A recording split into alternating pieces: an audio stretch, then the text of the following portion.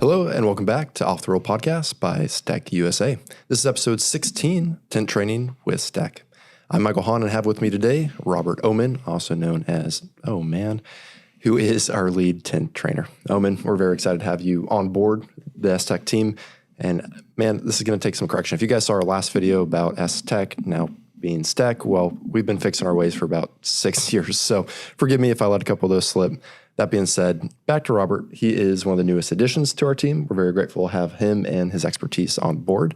He's been in the industry for quite some time and want to cover quite a bit in today's episode. But before we get into too much about Robert and kind of his history, I just want to make sure that we capture your attention for those that are listening, interested in tint training. And that's why I wanted to cover the first question of just being, what do you think the most beneficial part of going through tint training is versus trying to train yourself how to tint? So I think when you're doing training and say hands-on training, whether it's at a facility or a trainer comes to you, I think it's the repetitive thing that you're doing over and over. So you're constantly cutting a window, redoing it, cutting a window, redoing it. Trying to train yourself, you're going to try to go through the whole process, and at the end you think you did okay or you didn't, and then you start all over. So it's better to do each step multiple times and learn that muscle memory of each step you have to do. And it's also a safe space, right? Where you're there to make mistakes. You're going to know what the good habits are, what the bad habits are. Correct. And I think one thing that I've heard from feedback on our other training courses is exactly just the repetition, that you get to go through this process and practice using our material. You're Correct. not, work on a client's car. We'll burn through plenty of film and you'll actually get to, you mess up, don't worry about it, move on to the next one and just keep going. Great. Well, thanks again for joining us. The first question I want to get into is maybe in elevator pitch, if you will. Can you tell us how you joined the automotive industry? We know you have quite a bit of background. You've been in it for a couple decades. Yeah, so it's coming up on 20 years. Yeah. I always tell everyone now it's like half my life I've been doing cars.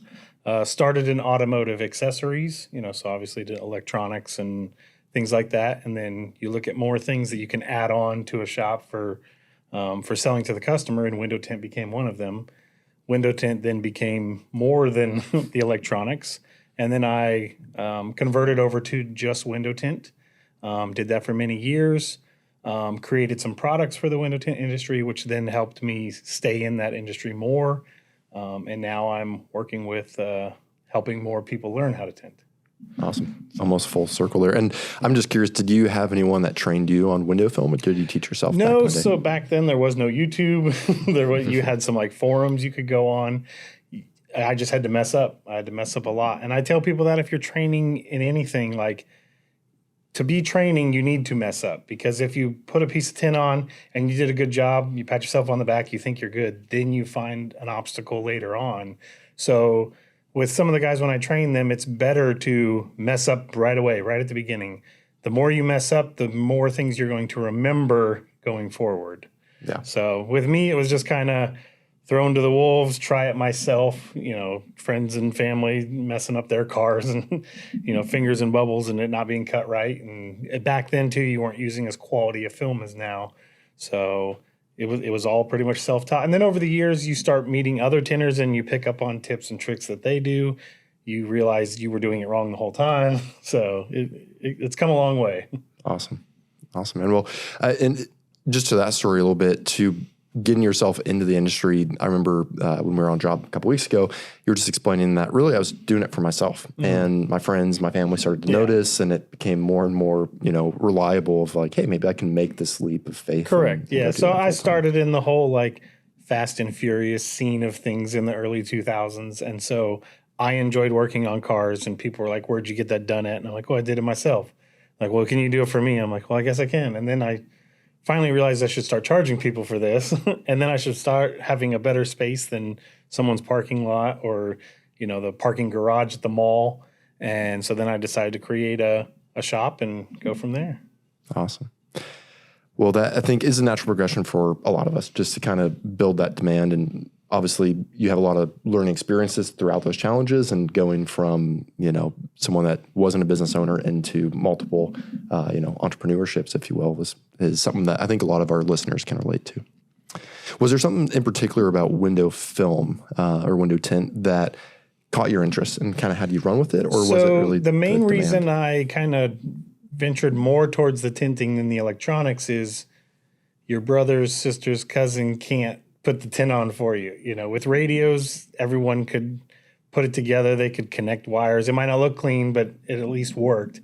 Window tint is a visual product. You want it to look clean. You want it to look good. You don't want the bubbles. You don't want the creases.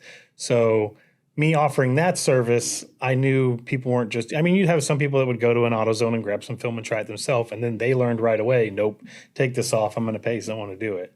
And so that's what made me gear more to the window tint side, because it is a profession that you need to not necessarily be certified, but you want to have someone who knows what they're doing to do it, not just your Uncle Eddie who can connect some wires with some household twist ties and stuff. So yeah. And I mean, I've seen repercussions of bad wiring, which result in cars burning down and stuff like that. And window tint is something that you're going to notice every day you're in your car. And so if it isn't done properly or with a insufficient product, you might have failures and other issues that then become more of a hassle. And, it's another way. So for our listeners that might not be super familiar with tint, what do you say are the most popular reasons people shop for window film? So, when we first started, it was, make your windows as dark as you can. One, it looked cool. One, for privacy.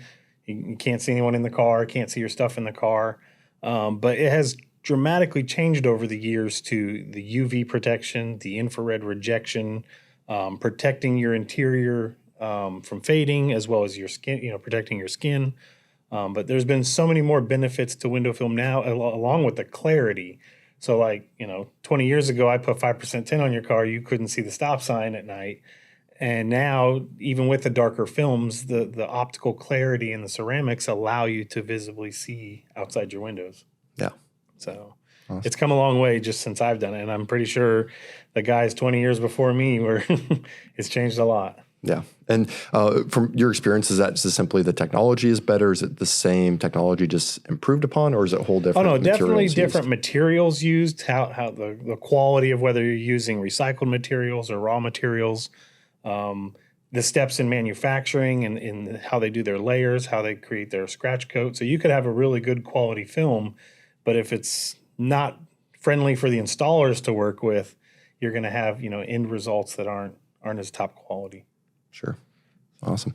And might as well just make this a little educational. Can you explain the difference between kind of the different series or levels of tint? So in most film, that's one thing as a salesperson when I sold window tint, is educating a customer what they're buying. They're not just buying, let's make the windows darker.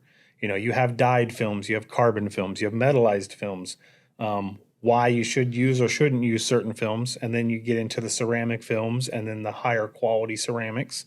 You'll have a ceramic film that has the ceramic in a layer. You'll have it that's actually, maybe it's just a coating, so it's not going to last as long. Your metallized films shouldn't be used in newer vehicles that have electronics and GPS and cell phone signal and things like that. And then your dyed films are going to fail. They're going to fade out. They're going to lose their coloring. So there's a lot of different reasons. I'll ask a customer, why are you getting tint? Are you hiding your side chick or maybe your expensive stereo system? Or are you trying to protect your interior? Are you trying to protect your skin? As well as keep your vehicle cool, keep the passengers in your car cool. So there's so many different reasons why you're getting tint today than you did before. Yeah, absolutely. And I think to help summarize that just a little bit is at those lower levels, the dyed and carbon films, that's primarily there for privacy, some UV protection. But if you want that infrared rejection, essentially, you're going to look at the ceramics. Correct. And again, there's multiple ceramic options there, even within the own STEK brand. So, well, very cool. That's enough tech talk for now, if you will. But curious, Robert, what are you most excited about coming on board Team STEK? So the biggest thing is, I like tinting every day, no matter what. So to be able to not only continue to tint and keep my skills honed, but teach the next generation that's going to tint, or teach guys who are already doing other services in films, whether it's wrap or PPF or anything like that, and give them something that they can add on to their shop. Everyone is always looking for that next level, that next step. How can you grow your business? How can you make your business bigger? Adding on another service is definitely something that can help that. So I'm happy to bring my knowledge to the table, as well as continue to help people grow. Yeah, absolutely. And you obviously have quite a bit of knowledge. We're excited to see you. You just had your first class officially last week. Correct. And we have more rolling and coming up. And to your point, I think this is a really good opportunity, whether or not you want to run a business that is just for tint or you're already offering PPF, ceramic coatings, detailing services. This really helps create a well-rounded selection and service options where people can go to you as a one-stop shop. Correct. And I think that and provides loyalty. that was my main reason of getting into tint in the first place. I was tired of my current customers leaving me to go to another business because they offered a service I didn't have, which made me bring in Window Tint so that they would get everything in one spot. Yeah, great. Well, was there a most memorable experience from that first class last week, or anything that you're looking forward to more? I think one of the cool things is at the end, like they feel confidence that they can then go and take what they've learned and work with it. One of the students even tagged me in a post the very next day. He went straight home and tinted his car that he wanted tinted for 5 years, but he didn't want anyone else to tint it. He wanted to wait till he could tint it. And it was cool for him to tag me in that and see the photos and see that he's excited for even just that basic training class. But yeah, I'm definitely excited for people who have touched it a little bit, but then never realized the small tips and tricks that would make it so much easier.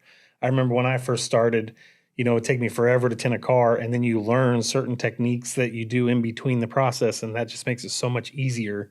And so it's nice to have people who have never touched it before, but then people who have touched it and then they walked away from it knowing that it wasn't for them, but for the wrong reasons. Like if they learn the correct steps and the correct procedures, it can be another service that they offer and enjoy doing. Yeah. And that kind of leads me to my next question. Is there one you think most common challenge when starting to learn window tint? Because I've heard a lot of PPF installers that I've worked with that are just like, man, tint's just not for me. Yeah, so if you're already doing wraps or doing PPF and then you switch to tint, it's the same thing. If you take a tinner and throw them into PPF, like the materials are different, the application is different. One film is more forgiving than the other. One film can be pulled off and be put back on. The other one can't. And so there's a lot involved in just learning each individual step so that you can master any of those types of films that you install. Yeah. What would you say is a realistic timeline for someone that has never touched tint coming into the class and getting up and running to where they're confidently offering it as a service? They're getting paid to do it. They feel good in their work. They're taking care of clients. So that's another thing too, is being educated on what film that you sell and offer, and the pricing that you can offer it at will allow you to know that, hey, I can take a couple hours on this job, take my time, get it done correctly, and I'm still making money. There's a lot of people that race to zero and think that like, I should charge half the other guy so that I can get the job, but then it takes you twice as long and then you didn't make any money. So, a couple hours is a good range for like people starting out. You'll see people that will do a car in less than an hour. On a Friday at 5 o'clock, you'll see a crew knock out a car in 30 minutes. Sure. But for you base it off of, are you making enough money for the time that you're spending on it? You could charge double the other guy and spend double the amount of time. So that's the biggest thing, is making sure that you're offering a good product that you can sell at a reasonable price, but that you spend X amount of time on it and you're still making money. Yeah. And even on a broader scale than that, like coming out of the class, do you think they're going to be ready to rock and start charging, or how many cars should they practice on? So yeah, I definitely think that like out of the class, you shouldn't just go in and start booking, jobs and expecting to get your retail price out of it. You should come away from that, find friends and family, find some maybe other people at your shop, your employees or your employees' friends and family, and say, hey, I've just learned how to tint. I'd like to continue my skills. I could either give it to you for half off or help cover the cost of the film, or maybe you just eat it so that it's part of your training. You might say like, hey, I'm going to buy X amount of rolls of film and I'm just going to burn through this and learn it and hone it so that I feel comfortable charging somebody. Because the last thing you want is you want to go back and be like, yeah, I tinted cars in training. It was great. I'm going to charge $500 for this car, and then it doesn't turn out well. Then that person's going to tell the next person, or they might not refer another person, where if you give it to them at a discount or free, that person is now going to tell, hey, my buddy or my friend now does window tinting. You should go check them out. And, you can build a reputation from that off of giving it at a discount or free compared to going straight out there and trying to charge full price right away and think that you're going to have the same result. Yeah, and absolutely. I think that goes back to your selling experience of just expectations are super important. And so be honest, be transparent with your clients, be like, hey, this is a new service. Correct. I'm learning. Don't try to mask that fact, and that will get you a lot further. And, Correct. If there are hiccups, then you have the window of opportunity to go in there and fix it, and they're not surprised or upset. And so absolutely out of the gate too. I mean, it's super important. Get off on the right foot and don't rush into things just because you want to see that, money on the other side. That will come in good time and through good process and diligence and practice. So very cool. Well, getting back into the technical side just a little bit, I'm curious, in PPF, there's a little bit of a debate between, hand cut bulk installing versus plotter cut. And I know window tint, you can do both as well. What is kind of your stance on that? Obviously, probably both skills you have, but which do you think works, or is there an application where one works better? So when it comes to a plotter, I feel everyone should learn to hand cut. Everyone should start with hand cutting. You learn all the steps and techniques it takes to tint. For maybe there's some applications you don't have a plotter. Maybe you have someone where you're going to go do a mobile job real quick, all your stuff set up at your place. But with a plotter, you're skipping those pattern steps. You're skipping putting the film on the car, tracing out your pattern, cutting your pattern, getting all that. With a plotter, it's more about volume than I guess it is which one's easier. You have the cost of a plotter, you have the cost of the plotter software, and so if you're not doing enough vehicles each week to justify paying all that money for it, a plotter might not be well. But you could also look at it on the other way around. You might not have the best hand cutting skills. You might not want to spend the time hand cutting. You'll justify that cost difference in just making the steps easier. With hand cutting, you can get a finer detailed edge on maybe higher end cars where you want to file the edges. You want there to be zero tolerance in the gaps. You want to drop the film down lower. Some of the plotter softwares too will give you a short and a long pattern. But with a plotter, it's more you got cars one right after the other. You're plotting one, you're tinting one, you're plotting one, you're tinting one. Maybe you have at least two guys. One guy can run the plotter while the other guy's prepping and cleaning. When you're almost done with a car, one guy can jump back on the plotter and get the next car ready. Versus if you're a one-man show, you might be the same amount of time frame to just grab the roll of film, put it on the car, cut it, compared to putting it on the plotter. You're the one sitting there running the software, cutting it, weeding it, peeling it, and then going over to the car to start tinting. As a one-man show, you might hand cut faster than the plotter. And you'll also have cases where maybe the internet's down, maybe the power went out, maybe you got to finish a car, maybe you got to finish a couple cars. Knowing how to hand cut will definitely save you from any hiccups. And sometimes guys will change their blade in the plotter, and then the plotter's not dialed in just right, and you're just burning through film and wasting film. You stop what you're doing, you leave the plotter alone, you go back to hand cutting for the day, get it finished up, and then you can go back. Because the last thing you want is middle of the day, your plotter messes up, and now you're at a standstill. Yeah, just left high and dry and have some cars to deliver. So is it safe to say then that our training class that you put together for us and we'll be running is going to cover both techniques? Correct. Yeah. So the main thing is to give them that muscle memory of learning all the steps in hand cutting. And then at maybe the last day of the class, they're working with the plotter, they're using the plotter, and then they're just honing those installation skills with the pattern that's already cut. But learning all the skills before that definitely helps. And then the plotter is just, you're moving forward, you're skipping those steps and just putting it right to the vehicle. Cool. And what else can people expect going into class? Just starting at the start for PPF prep is one of the most important steps, right? Correct. And window tint is the same thing. Both inside and outside of the vehicle is very important in your cleaning steps, in making sure your work area is clean, making sure you have like trash cans set aside for your scraps and your liners. The last thing you want is liners on the floor, people stepping on them, slipping, and it's a messy area. You want to make sure you have proper tools, you have enough spray bottles or slip solution and stuff ready to go. You don't want to be in the middle of a job and have to stop and fill up another bottle, or if you use the keg spray or anything like that. So having everything in line and ready to go, as well as the proper tools, making sure you have, the good stuff to prep the window, to clean the window, to squeegee the window. So all that stuff comes before even putting a piece of film on the car. Yeah. Yeah. And what is your kind of process? How soon are you getting hands-on in the class? Yeah. So day one, they're getting their toolkit, which is a pretty extensive toolkit. It allows them to have every tool they could possibly need to attempt to tint the windows. They might not use every tool on every window, but the tools are there. And that's a big thing. When I first started, you had like 3 or 4 tools. You had a squeegee, a hard card, your knife. Mm-hmm. Having different tools to allow you to tuck film better or clean better or squeegee the window even in smaller corners or different areas. All that stuff helps. So first thing they do is they get their kit. We go over all the tools and why the tools are what they are and why they have so many, even though they might use 2 or 3 for each window.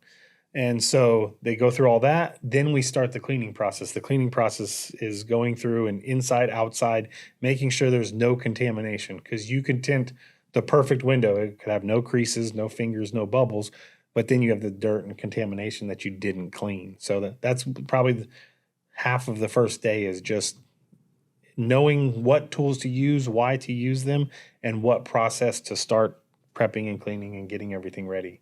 Yeah, awesome. And then that second half, do they start trying to shrink? Are they watching you? Or? No, so yeah, I'll do a full window with them, and I'll show them the hand cutting and the installation and everything. From there, I like all the guys to jump right on a window as well and just kind of see if they can do the steps that I did. I'll still walk them through and be like, make sure you shrink your window before you put it in. Make sure you're rounding your corners. Take your film from the window to your peel board. All the different steps. And by the end of the day, they've probably installed 4 or 5 doors in just day one. And then by day 2 is when we start on the rear window and the shrinking and all that kind of stuff. And then by day 3, they are working with the plotter. They're also maybe doing a windshield. We're doing some sunroofs.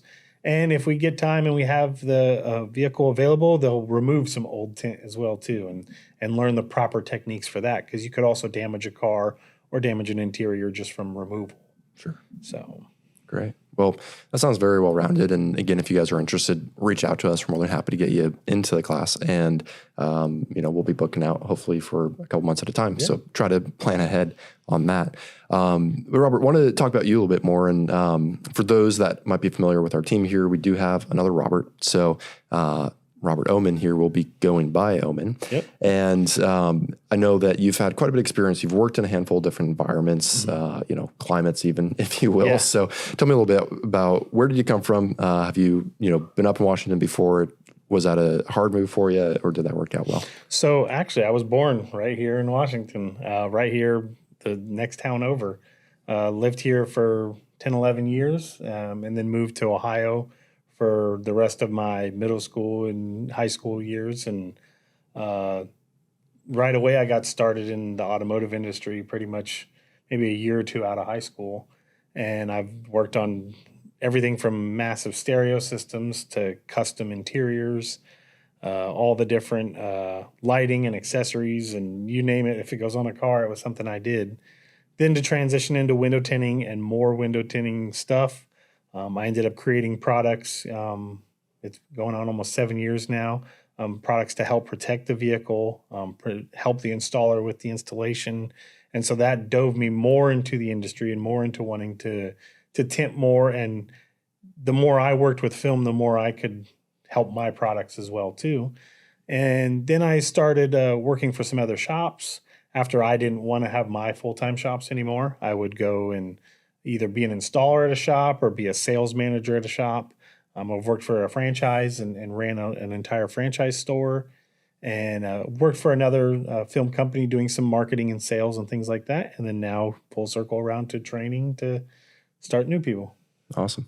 And what is it like having worked with, a variety of different films over the years as well, but in those different environments? Are there other challenges that you find if you're coming from? Like you could have an entry-level film that's in Ohio where it's not too hot. It doesn't, you're never going to see the film fade or bubble up as you would if I installed the same film in Houston, Texas. In 6 months, it's gone. Sure. So your heat, your humidity, your elevation all matters in when you're installing film.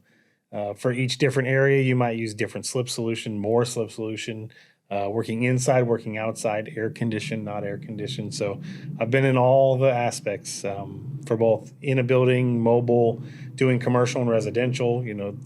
It's different everywhere. Yeah. And we actually had you out on a residential job just a couple weeks ago. So, stay tuned. We do have commercial residential film available, and we'll talk more about that and get more into that as our product develops and demand follows. I'm curious, what are your most challenging jobs that you've ever had? Whether it is commercial or automotive, what was that environment like? What kind of made it challenging?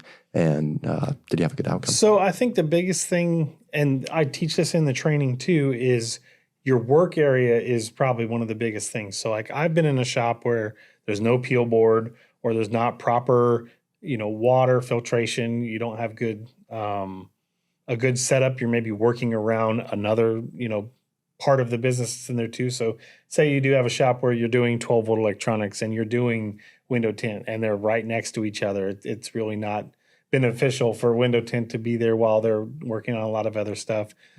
So having a good installation bay can make a huge difference. Having all the proper preparation stuff, your peel boards, all your slip solution and sprays, whether it's in bottles or tanks, having it all readily available, making sure there's a spot to put your stuff when you're done so that when the car pulls out, your stuff doesn't go with it too. So I think the most challenging thing for any place you're working at is your setup and where you're at. Even if you have to work in a small location or you have to work with somebody else, as long as you set up your area to be more efficient, as well as make sure that you're not losing stuff, you have stuff readily available. That's probably the biggest thing. Yeah. And did you have, what was one of those steeper learning curves for yourself? Was it an environment that you went into or any specific job where you're like, man, I'm going to remember that for the rest of my life? And it felt good to get done? Not really. I mean, I've been on all sides of being an owner of a shop, being an employee of a shop. And so on one side, you could say the customer is probably the hardest part, or you could say, working on a very difficult car or a car that, you might be afraid you could damage or maybe it's just too much for you. The way I teach people when they're tinting vehicles is all glass is the same. It's glass. Just treat it like glass. It doesn't matter if it's a 95 Honda Civic or someone's bringing in a Lamborghini. As long as you do your same steps and your shrinking and your prep and all that and treat it the same, you're going to get the same outcome. So you might just take a little bit more care and make sure you don't, leave it a mess or anything. Yeah. Well, great. And building off that just a little bit, is there any tricks or tools that you found as far as your mentality going into the jobs, whether it's challenging, it's hot, the environment isn't ideal, you're learning, you're stretching your skills or ability a little bit, that maybe our trainees can relate to as far as here's some, last minute advice when, the going gets tough, tough get going. And so, when you do have those difficult days or those difficult vehicles, that's where having a quality product that you install at a good price that you can justify, you're not going to have the headache of, why did I take this on? This is a waste of time. This is a waste of money. If you're charging accordingly and you're using quality product, you can take that time and not rush and not have to sweat small things. Yeah, sweat the small things. Just take it easy. You're not rushing. You're not losing money. I think a lot of people do that. They try to start out very cheap and then it just hurt. They're like, this isn't worth it. I'm not making enough money. So anyone would do that in any profession. If you're not making enough money, why would you continue doing it? So it's better to start high, work your way down into, if you get better and you're more efficient and you're faster and you're like, yeah, I can do that car in half the time, I can charge a little less. But if you're charging for at least your skill and your time that it's taking you to do it, you're going to weed out a lot of those headaches of this is stressful and I don't know why I did this and I'm wasting money on film and I keep messing up. But if you charged accordingly, you mess up 2 or 3 windows on a job, you're not in the negative. Yeah. So, and give yourself that buffer because we're human. It's not perfect. The environment's not always perfect. And it's one of those things where, like, if you do have a bad window, just take it off and start over. When you try to fight it and you try to keep it and like you don't want to waste it and you're like, I can fix this, and you spend more time fixing it than just peeling it off and starting all over. And then you don't have to worry about, oh, now is the customer going to see this, So I tell people all the time, especially in the training, even if they're training and they're like, oh, I messed up. If you want to rip it off, start all over. Like, you need to start fresh. If you're trying to fight something that you're going to continue fighting, it's not going to come out good. And you're just going to be more stressed about it. And it can be a very stressful thing. Different windows, different applications, different film that you're using. Maybe you're doing a very difficult window, but the customer went with the inexpensive film. So it's one of those things I try to teach them too, is you're not basically charging more because it's a crazier car. Sell them a higher quality film that's going to make your job easier to install. Yeah. Yeah. And let's just be honest, like, if you have a high-end car, you're going to want more performance out of your window film. So going through those same conversations we talked about earlier, setting expectations, learning why they want that window film, educating them on what the other options for the window film is in your best interest. And, I think for any profession, anything that you're doing that involves learning and evolving as an individual is, if you need to take 5 minutes, go get some fresh air, come back to it, and, face those challenges after you can cool down and hit a fresh set of eyes or hands or heat gun, whatever it is. Yep. So, yeah. Well, awesome. Is there any other advice that you want to give to our listeners other than, everything we've already covered today that I thought was all good? Yeah, no, I mean, it's a great profession to be in. There's money to be made on all sides of it. And you get to work with something different every day. You're not working on the same piece, the same pattern every day. It's a different car. It's a different shape. And you get to see some cool cars or some cool things. And you get to change the look of a vehicle. So the customer's happy, you're happy. It's a cool profession to be in. Yeah, absolutely. I think it is rewarding, and just like anything that you work hard for, it can pay off, both from a business growth standpoint, personal growth, and I also say, just as a car enthusiast, like, I won't ever have a vehicle again without window tint. Once you get your car tinted or your truck tinted, whatever it is, it totally does change your experience enjoying that car. So sure. I can encourage more people to get it. It's safer for you. It's safer for your car. Looks cool. It provides other benefits as well. So, all right. Well, we will wrap it up there. Thank you so much for everyone tuning back in. We will catch you on the next one. Thanks, Robert. Thank you.